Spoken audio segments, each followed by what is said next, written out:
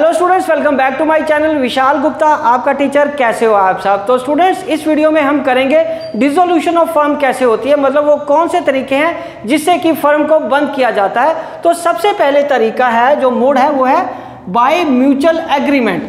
यहाँ पे mutual agreement का मतलब है कि पार्टनर्स अगर आपस में एग्री कर जाते हैं कि अब वो बिजनेस को कंटिन्यू नहीं करना चाहते, तो उसको कौन सा मोड बोलते हैं? बाय म्यूचुअल एग्रीमेंट का।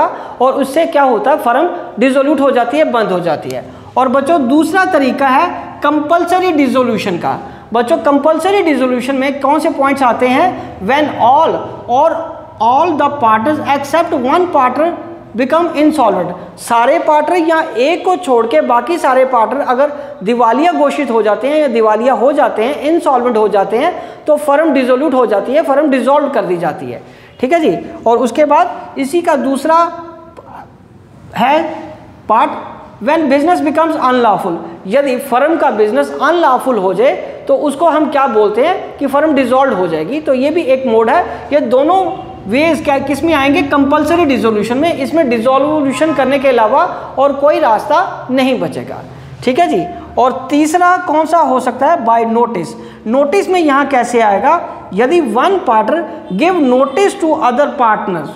यदि एक पार्टनर बाकी सभी पार्टनर्स को नोटिस भेजता है कि वो फर्म को बंद करना चाहते हैं, तो उस केस में जो फर्म है वो डिसॉल्व हो जाती है। ठीक है स्टूडेंट्स। तो चलिए अब हम आगे बढ़ते हैं फोर्थ पॉइंट की तरफ। फोर्थ पॉइंट है on happening of an event. इनमें से कोई एक इवेंट हो जाए तो भी फर्म डिसॉल्व हो जाती है। तो उसका पहला क्या है? On the expiry of term. यदि फर्म की टर्म बंद हो जाए, कंप्लीट हो जाए, तो उसको हम क्या बोलते हैं?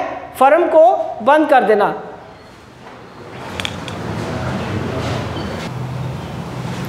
यस। तो अब हम कंटिन्यू इसी से करेंगे कि ऑन एक्सपायरी ऑफ टर्म का क्या मतलब है। यहाँ एक्सपायरी ऑफ टर्म का मतलब है कि यदि उन्होंने पार्टनरशिप 2 साल, 3 साल, 4 साल की करी हुई थी, तो एग्रीमेंट के हिसाब से उनका टाइम पीरियड जब कंप्लीट हो जाता है तो हम क्या बोलेंगे? Expiry of the term. उस केस में भी फर्म डिसॉल्व हो जाएगी।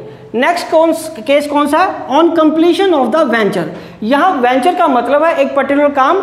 मान लीजिए 2 या 3 पार्टनर्स का उनका काम था बिल्डिंग एक पर्टिकुलर बनाने का, एक पुल बनाने का, एक फ्लाईओवर बनाने का।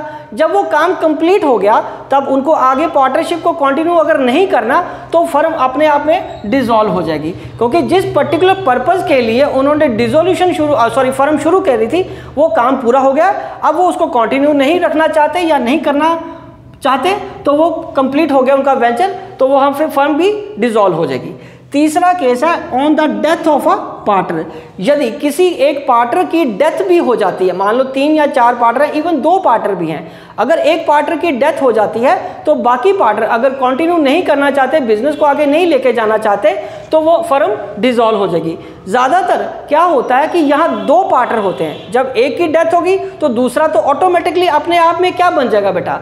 वो सोल प्रोप्राइटर बन जाएगा, तो फर्म डिसॉल्व हो जाएगी। ठीक है स्टूडेंट्स। चलिए अब हम आगे बढ़ते हैं on adjudication of the partner as insolvent. यदि इनमें से कोई एक पार्टनर, 3 या 4 पार्टनर, इवन 2 पार्टनर भी हो, अगर उनमें से कोई एक पार्टनर इंसॉल्वेंट हो जाता है, दिवालिया घोषित हो जाता है, तब भी फर्म डिसॉल्व हो जाएगी। और लास्ट मोड कौन सा बच्चों? Dissolution by court. यहाँ पे डिसोल्यूशन ऑफ बाय कोर्ट का मतलब है कि जहाँ पे कानून को दखल देना पड़ेगा। आपका केस फर्म का पर्टिकुलर उस फर्म का केस कोर्ट में चला गया, तब क्या होगा? तब बेटे मोड आ सकता है अनसाउंड माइंड। अनसाउंड माइंड का मतलब है कि कोई एक पार्टनर पागल हो गया है या उनकी मानसिक हालत इस तरीके से नहीं है कि वो व्यापार को, बिजनेस को आगे कंटिन्यू कर सके। दूसरा कौन सा तरीका हो सकता है? इनकैपेसिटी। इनकैपेसिटी में अगर उसकी फिजिकल एबिलिटी हो गई है किसी काम को कंटिन्यू करने के लिए, फिजिकली कोई पार्टनर या दोनों पार्टनर एक्सीडेंट हो गया उनका, वो आगे बिजनेस नहीं कर पाएंगे, तो उस केस में भी फर्म को डिसॉल्व करना पड़ेगा। और उसके बाद breach of contract. Breach of contract का मतलब कि यदि उन्होंने किसी दूसरी पार्टी के साथ कॉन्ट्रैक्ट किया हुआ था बट वो उस कॉन्ट्रैक्ट को नहीं निभा पाए, तो उन पे केस हो गया, तो फर्म को बंद करना पड़ेगा कोर्ट के आदेश के हिसाब से। वो भी एक मोड ऑफ डिसोल्यूशन का एक तरीका हो गया। और जस्टिफाइड, इसके अलावा यदि कोर्ट आपके खिलाफ, आपके मतलब पर्टिकुलर उस फर्म के खिलाफ कोई और निर्णय देखती है कि उनके पास सॉलिड रीजन है कोर्ट के पास इस फर्म को डिसॉल्व करने का, तो कोर्ट उस फर्म को डिसॉल्व कर सकती है। ठीक है स्टूडेंट्स, तो अब हमें क्या देखना है, मेजरली कौन से 5 पॉइंट बनते हैं। तो पहला पॉइंट क्या बन गया हमारे पास, बाय म्यूचुअल एग्रीमेंट का। दूसरा बन गया कंपल्सरी डिसोल्यूशन का। तीसरा बन गया बाय नोटिस के थ्रू। चौथा कौन सा आ गया, on the happening of an event. और पांचवा कौन सा आ गया, डिसोल्यूशन बाय कोर्ट। तो ये वो मोड है जिसके तरीके से फर्म डिसॉल्व की जा सकती है। आई होप कि आपको अच्छे से समझ आ गया होगा। आप इसको इग्नोर मत करिए, क्योंकि आपको इसमें से 1 नंबर के सवाल, असर्शन वाले क्वेश्चन, स्टेटमेंट वाइज वाले क्वेश्चन इसी में से आएंगे। तो इसको अगर आपने इग्नोर किया या नोट्स नहीं बनाए तो आप इन क्वेश्चंस को सॉल्व नहीं कर पाओगे एग्जामिनेशन में। तो विशिंग यू गुड लक, इसको अच्छे तरीके से नोट्स बना लीजिए। डन।